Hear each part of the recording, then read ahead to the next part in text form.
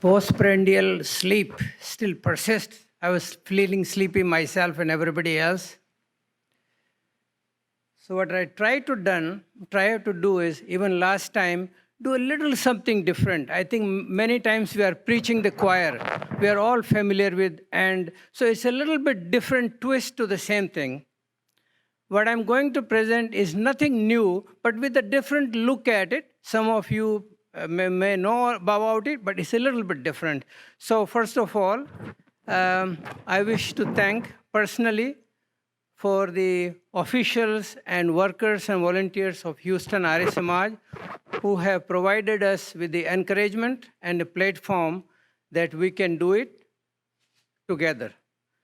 I bow to the guests, the respected people who have devoted their lives from India, and all other brothers and sisters of Arya Samaj movement in United States, Canada. So with that background, what I will try to do is I will give a little bit basis. Dr. Balveer Acharya and others have focused enough light on what yoga is and a little bit on the medical aspect of it. So I'll go a little bit further and try to rationalize a little bit more how pranayam and the process of dhyan, the pratyahar, dharana, dhyan, and samadhi, how it can work for you, a little bit on a medical basis. A disclaimer, none of the research is mine. I have researched through, thought through, put it together, and try to rationalize it. You can question it or comment on from any of the physicians or other in this area. So next slide, please. So again, we all know yoga is yogas chitta vritti nirodha. Next. And then now, why do we get sick? See, as a physician, like Dr. Suneja has just given a very nice thing, how meditation, what he's talking about, the japa yoga, lay yoga basically, and I pretty much do almost the similar type of thing in a certain way, while flying, going down, so many things. So we can meditate, focus our energy, and also surrender to God to do things. So if you look at it in a very metaphysical, simple way, let's go back and look how we get ill. So many of us, those who practice meditation, tell us that कि जुकाम होते होते बच गया, जलनेती कर ली या ध्यान कर लिया. Illnesses don't affect people who are deep meditators as much as the others. So just a little note that about 4% of people practice yoga in the United States. We have about 10 trillion cells in the body and 100 trillion bacteria living in our GI tract, primarily in the colon. I had to put in being my specialty just to give a point that we have 10 times as much somebody else living us than us. Why so? Because we need that environment. The children who are born without that, or there is a difference between people who are born with a cesarean section versus those who are naturally born. That colonic bacteria are different. The children, infants who are breastfed versus those who are fed on a milk formula, the entire life their environment is different. Why I'm saying so? Because a lot of this environment can be changed by the practice such as yoga. It may not be the only thing which changes, but since we are focusing on it, that's why I'm putting it. Research has proven that various levels of pains in the body, hypertension, heart disease, diabetes, digestive and nervous function, mental disorders have their origin in coping with the different levels of stress. Not, you see, you have to, word is important. We cannot change the environment. We can only change how we react to this environment, and that's what does it all. Koi bahut buri khabar aati, all of a sudden we have this headache, or we have an exam, we got to go to bathroom, or so many things. So headaches, irritable bowel syndrome, for example, gastroesophageal reflux, palpitation, heart attacks people catch when they have news. A lot of things can be controlled by reacting to the environment. That's what yoga can do, among other things. So let's look further. Positive thinking achieved through yoga is self-empowering, resulting in better sense of well-being And practice, however, has to be tailored based on the individual person's needs and capability. Next. Okay, so let's go to the top of the brain. We have the brain. I'll have a couple of more slides. We have the front of the brain and we have back of the brain. A lot of sensations are going in. We have a visual input and our body through the reticular system, through the brain stem, through the inner part of the body, inner part of the brain, hypothalamus, and reacting, and the sensations are going up through the thalamus to the parietal lobe, and they are also going down. So all this vyapar, जैसे कहते हैं ना कि ध्यान में इंद्रियों का व्यापार रुक जाना चाहिए. So basically, in a physical or metaphysical form, we are modifying the hypothalamic pituitary adrenal axis. Why is it important? As you can see, the hypothalamus is a gland in the base of the brain. It's a very small gland which controls all the other glands in the body and does everything. Temperature control, the blood pressure control, the hormonal control, the growth, all those things are controlled. A lot of things can be controlled by the yoga as we will look further. The next slide, please. Now, this is probably the most important slide in that respect. We have on the top, that is the hypothalamus pituitary adrenal axis. That means whatever sensation, there is a fear, some fear, whatever nature, somebody with a gun or a lion or whatever, we all of a sudden are ready to fight and flight. On the other hand, we have a nice dinner here in the evening, we are prepared, we are relaxed among good friends, different system. While eating food, about 40 to 50% of blood is going towards digestion. On the other hand, if you have a fear of life, something, you are not interested in digestion at that time. So we can modify this by shifting from sympathetic towards parasympathetic. That's hypothalamic pituitary adrenal axis. Next. So, just a little summary of how different pieces of yoga, Ashtanga yoga or Raj yoga can do. Yam and Niyam basically is overall discipline, stability, and better social and personal code of conduct. You cannot focus on meditation if you are very upset with something. You got to look at, Yoga Darshan is full of Maitri, Karuna, Mudita, Upeksha. There are many, they're telling us how we should behave with the world, how we should react to the world. So yam, niyam, asana, just relaxation, pranayam, and then deeper stages of meditation, which prepares the body and goes further and further. Dr. Balvir Acharya yesterday explained extremely well how we go from the outer sheath to the inner sheath. I will not dwell on it. Next. Okay, so now I'm going to go straight to the medical aspects of it, which also were explained, but maybe not as graphic. So let's learn it and learn it for good. In the middle, you will see this little graph. It's called the tidal volume. That means this is the amount of air we are breathing in and out normally, sitting chest breathing. When an infant is born, the breathing is abdominal. We're breathing by the chest. This is about half a liter. On the other hand, if you take a deep breath, they tell us to take a deep breath. So what happens? This is inspiratory reserve volume, that extra volume we can breathe in. Then if we breathe out, completely out, that reserve is expiratory reserve volume. So if we go all the way from deep in to all the way deep out or vice versa, that's called the vital capacity. Still there is some volume left in the lungs called the residual volume. So if you breathe out and breathe out more, and then really focus on it, you are calling upon all this. So next slide. This gives the actual volume. So you see the tidal volume half a liter, and if you look in the bottom, so we have about 6 liters capacity in men and about 4 liters in women, which we can call upon by different ways of pranayama. And the next slide, therefore. So these are some of the studies. So as you can see, normally we utilize only 1/10 of our capacity. So assuming that you have learned yoga, you are doing the pranayama different stages, which I will not deal with, then what happens? So there are multiple studies. You can go on the internet, find all these. I try to rationalize, put little bits and pieces here together. So this is one study from Indian Journal of Physiology and Pharmacology in 1998, as you can see. And I'll read it for you because it's just a summary of that particular study. Holding breath at various levels, baseline heart rate, both systolic and diastolic blood pressure decreased after 4 weeks of practice of pranayama. This is now it gives you why. It probably through the autonomic response to breath holding, probably through the increased vagal tone, again, more parasympathetic and less sympathetic. Hypothalamic pituitary adrenal axis change. Next study, they did a Bhasrika pranayam with rate of 6 per minute.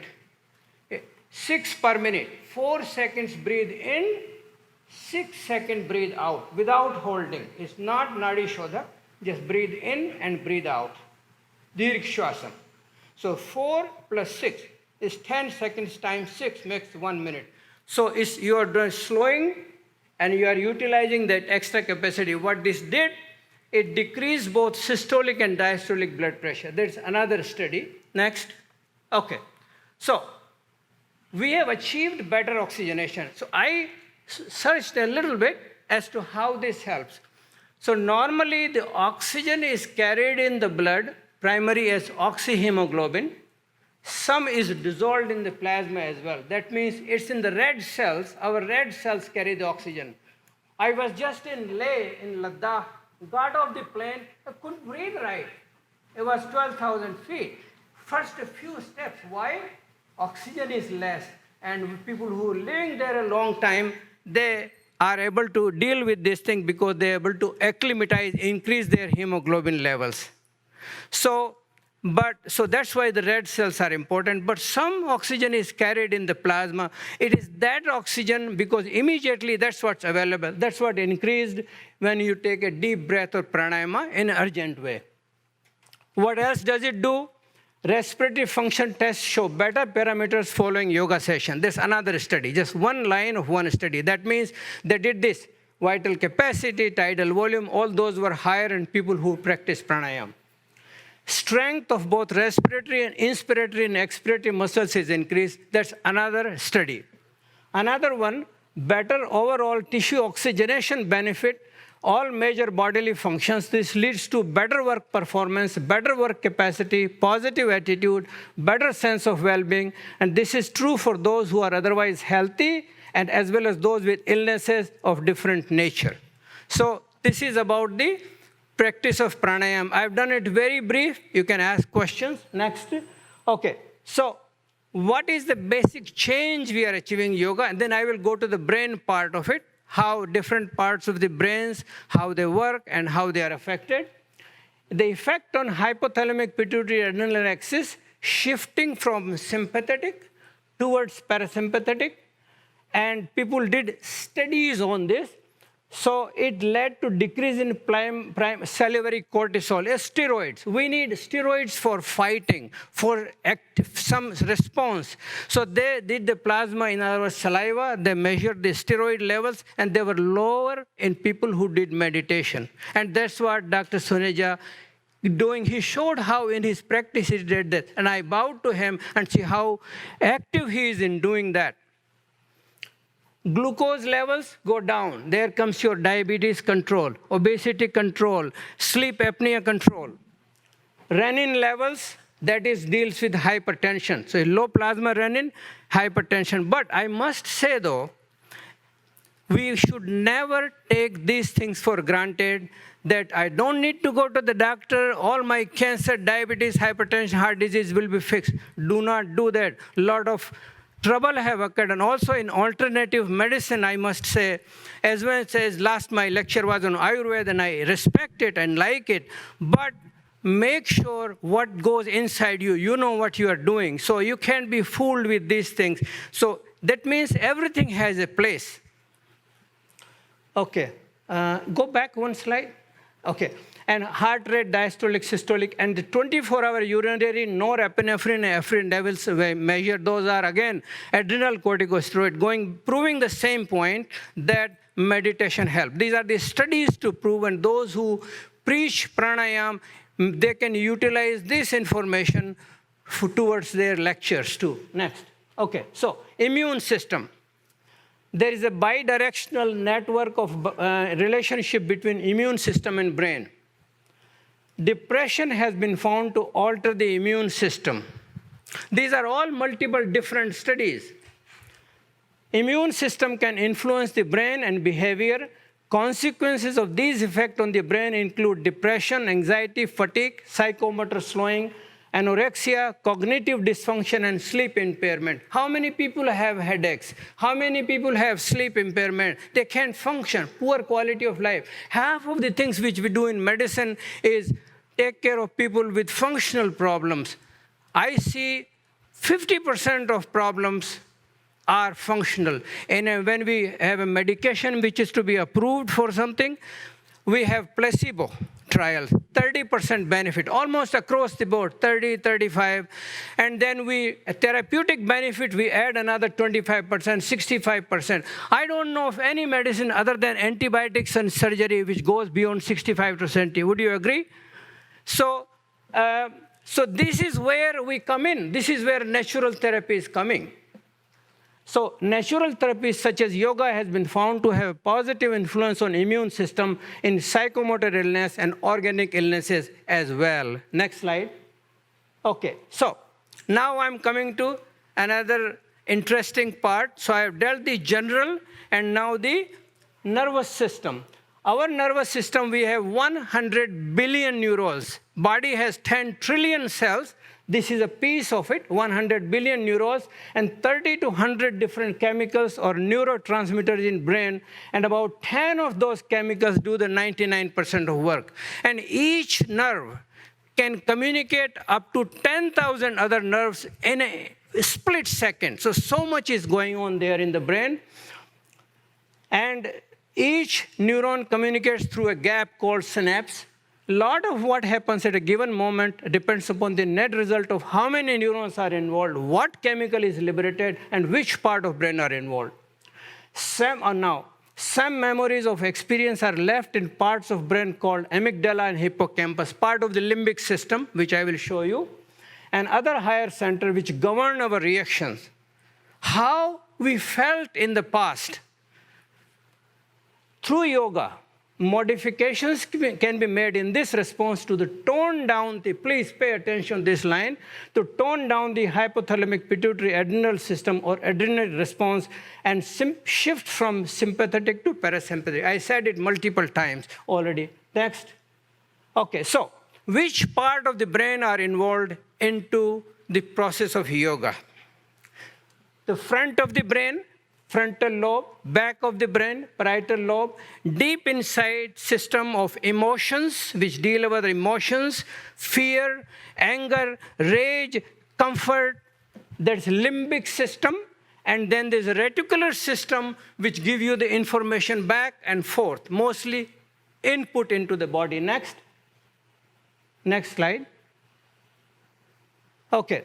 So as you can see in the bottom is a reticular formation. This is a little dark area, and the information goes up, front of the brain, back of the brain, and I can explain how. Let's say, for example, front of the brain, if you look, may go offline in altered states, reducing critical thinking. Sometimes you forget where the key are, where we are going, one split second. On the other hand, if this power is increased, that's more focus.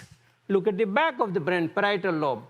Altered activity here may create out-of-body feeling. That's exactly what you want to do in dhyan. You want to have out-of-body feeling. That means you are sitting down, and now you don't know where you are. You had a good night's sleep. That's exactly, so reduced activity of the parietal lobe and more activity of the frontal lobe. The parietal lobe is also known as the orientation association area. I am standing here. I want to make sure I don't fall down. I make sure I'm sitting. So I'm oriented to this thing. So that's the orientation. There's a parietal lobe function. On the other hand, attention to make sure I deliver this talk in a proper way, that's a function of the frontal lobe. And all this interactive with the deep parts of the brain. So less attention, less orientation, more attention. That's what you want to achieve with the yoga. Next. Okay, little bit deeper into the brain, same thing. This side is the front of the brain. This side is the back of the brain. Motor on the top, sensory. Motor is for the attention, sensory is for the orientation. I would not go any further deeper. Go to the next slide. Okay. And go to the next slide. Okay, next slide. Okay, limbic system. So as you can see here, this was the brain. This is the front part of the brain. This is the back of the brain. So deep inside, you see this color, that's the area which deal with the emotions, and deep inside you have areas which deal with the really fear, anger. It's called this amygdala. That stores the memory of the emotions, not the events, just the memory. कि वो अच्छा था, वो बुरा था, वो fear place था. This is very bad or good. And this hippocampus, this stores the memory of the event that we had a good time here in this conference. So all this interacts. So if these centers are controlled through the reticular system, through the higher center, that's what yoga does. Next. So these are different names of different parts of the brain. And I think it's too complex for this audience to try to remember that. But the bottom line is we have a system in place deep inside the brain which controls our emotions, and then which is controlled by input, and then top down also from the brain. So that's what it does. Next. Okay, next. So this is the summary of what yoga does in the brain. Let's go through very slowly, line by line. More activity in the frontal lobe, that is the attention association area, and decreased activity in the parietal lobe. That's exactly what you want to achieve in meditation, deep inside the meditation. So if you can do that, then you don't know. And then, of course, endorphins are liberated during the meditation also the asana. And then there's a decreased sympathetic, increased parasympathetic activity. I said it multiple times. And then this is very important, a slowdown in age-related reduction in gray matter in certain parts of the brain. They did a studies actually with a magnetic emission spectroscopy that the parts of the brain have the slowdown in the deterioration with the age, people who meditate. A lot of these studies are on Buddhist monks who meditate for days and days. Some are, for example, University of Philadelphia, Massachusetts General Hospital. Many of these centers did studies on them. There is an increase in the GABA levels in the some parts of the brain. Gamma aminobutyric acid, it's a chemical. This chemical is decreased about 30 to 40% in people with depression. And they found 28% increase in GABA levels in people who do the meditation. There it is. You have a benefit, theoretically benefit in people with depression. And then yoga inhibits areas of brain which are responsible for fear and aggressiveness and rage. Soch kare so surma, kar soche so cruel. If a lot of crime occur because people just don't think and they just act. Our children, we keep telling them outside, listen, think before you act. We did the same thing we were younger. So it takes years, but if you can develop this earlier, you win the game. That's why you become a leader. So yoga inhibits the areas of brain responsible for fear and aggressive and rage and stimulates the rewarding pleasure center in the median forebrain. The top executive is the prefrontal lobe and other areas leading to state of bliss and pleasure. That's exactly what you're looking for. You speak to some people who practice meditation. Kaise ho? Anand mein hu. They're always in anand, practicing yoga. Next. Okay, GABA levels. These are some of the studies. In experienced yoga practitioner, brain GABA levels were measured by magnetic resonance spectroscopy. They were 27% higher, I said. And in depression, there is a 50% lower. So there is a role for in depression and anxiety for yoga, practice of yoga. This is done at the Division of Psychiatry, Boston University School of Medicine, Boston. So there is some good centers. Next, okay, now, neuromodulation. This is again little repetition, and depression. Yoga inhibits the posterior or sympathetic area, and it inhibits the brain responsible for fear, aggressiveness, same thing.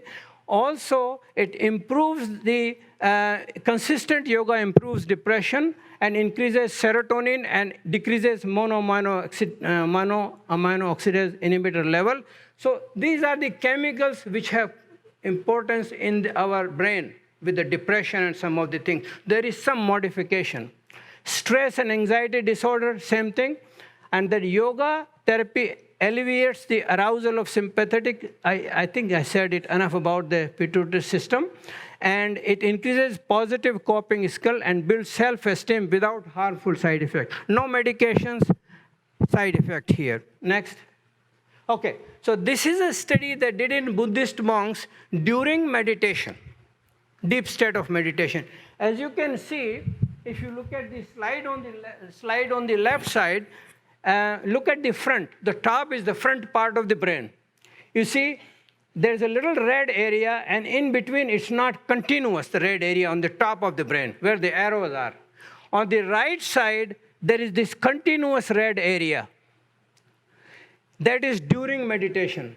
This shows there is a more activity in the brain, front of the brain, during meditation. This is and the next slide, it shows the opposite in the parietal lobe or the back of the brain. On the left side is during baseline. You see this red area where it says arrow, parietal lobe. On the right side, there's a diminished activity. So it decreases the activity in the parietal lobe during meditation, proving that we have less orientation, more attention. That's what we are supposed to get in meditation. Next. Okay, almost done. Brain size in meditators. This is a very powerful statement. Meditators showed a significantly larger volume in the regions which regulate emotions. These are hippocampus, prefrontal lobe, thalamus, inferior temporal gyrus, and right insula.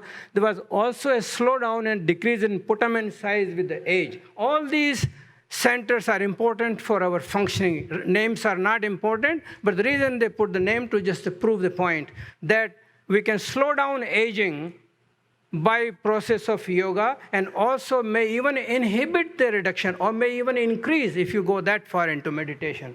This is just a slide showing age in people with control on the top, and the next slide is meditation. See how a straight line with the age, no decrease in the putamen size, and same thing on the right side. And in this one particular study, they actually show increase in the size depending upon how much you do.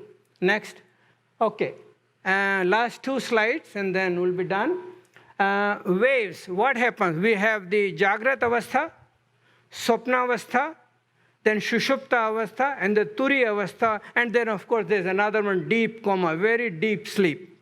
So there are 4 types of waves in the brain, maybe more. A neurologist we have here, Dr. Gandhi here somewhere. There it is. So please correct me if I'm wrong or add. Beta waves occur when the brain is working on a goal-oriented task, like we have goal, we are sitting here. Alpha waves, a person takes a break from a conference, when you go out and have a dinner or talk to your friends, walk in the garden, often in the alpha state, often occurs in the posterior part of the brain during meditation. But theta waves, that's what you want to get. EEG recording during sleep, meditation showed extremely powerful waves. So, and delta is when deep sleep or coma. Next. Next. Okay, these are the actual waves. So it's number 3 from the top. That's what you want to achieve. First, see how fast brain is working. Less amplitude. That means higher, less, high and low, and very fast. It slows down and it slows further down. That's what you want to achieve during meditation. Next. Okay, benefits. How much time do I have? 3 3 more minutes. That's enough. Good. No, you are over. You just said 3 minutes. Okay, so 2 minutes. All right. So this is just a list of how the yoga, we have 17% of population of the world is in India. 18% of suicide occur. Something is not done right. Something is missing here. Why people do this type of thing? So if we practice yoga, such as this thing, it can help drug abuse, sleep disorders, headaches, anxiety, a lot of these functional disorders, anxiety, depression, neurovascular. Now, our yogis tell us that they wake up at 4 o'clock or 3:30, 4 o'clock, right? Raise your hands who wake up at 3:30, 4 o'clock. Nobody in this room. You do, okay? Here we go. Acharya Ved Shami, please give him a big hand. Okay, there it is. So the heart attacks, the cardiologists would probably tell us that most circadian rhythm, the changes occur around 4 o'clock or so, 4:30.